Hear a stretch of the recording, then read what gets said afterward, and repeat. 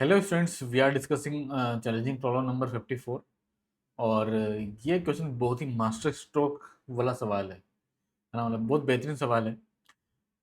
ठीक है, बहुत मल्टीपल चैप्टर्स इसमें यूज होने वाले हैं, तो ध्यान से समझना इस सवाल को। एक एफ एक्स आपको दे रखा है, एक पोलिनोमियल है, क्यूबिक पोलिनोमियल है, और बोला है कि उसका जो मोड है वो less than equal to e x minus e square.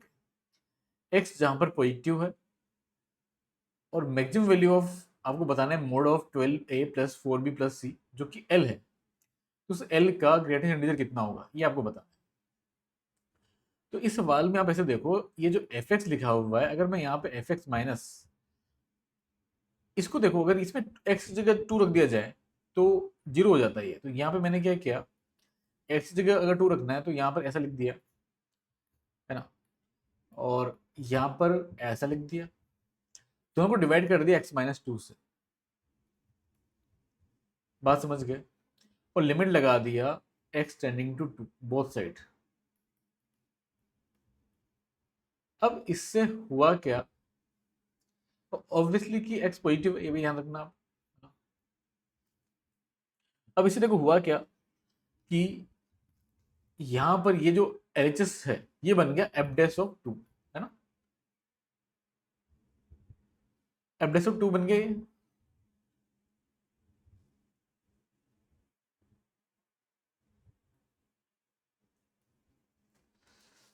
ठीक है ना। अब इसका अगर मोड लिया तो ये कितना आ जाएगा, इसका लिमिट लोगे तो ये 0/0 फॉर्म बन रहा है। अगर आप इसमें एलोसिटर रूल लगाते हो, ई पर एक्स का डेरिवेटिव ई पावर एक्स हो जाएगा, एक्स का 1 हो जाएगा, और यहाँ पे लिमिट एक्सटेंडिंग टू 2 लगाया तो ई पावर 2 बन जाएगा ये, है ना। यानी कि f dash of 2 is less than equal to e power 2। यानी कि एफ डैश 2 का जो रेंज है वो आ जाएगा माइनस ई पावर 2 से लेकर के प्लस ई पावर 2 तक, है ना। अच्छा, एफ डैश 2 अगर यहाँ से निकाले, पहले एफ डैश एक्स निकालो वहां से, तो एफ डैश एक्स कितना आ जाएगा, 3a x² plus 2b x plus सी। और इसमें अगर 2 रखा आपने तो ये हो जाएगा एफ डैश 2 इक्वल टू,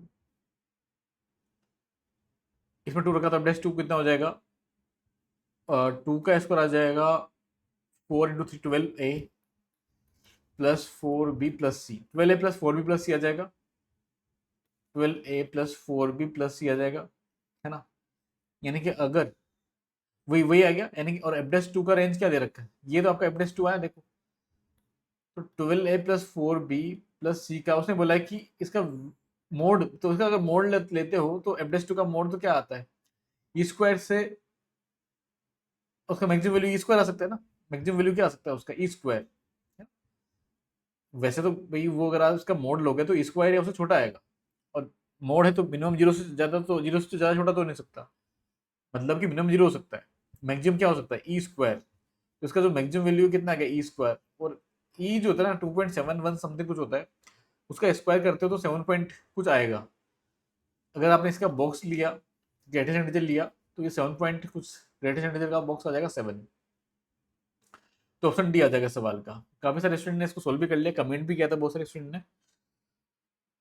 बहुत अच्छी बात है। इस सवाल को भी 55 वाला सवाल भी आपके लिए होमवर्क के लिए, और ये सवाल भी आप ट्राई करना।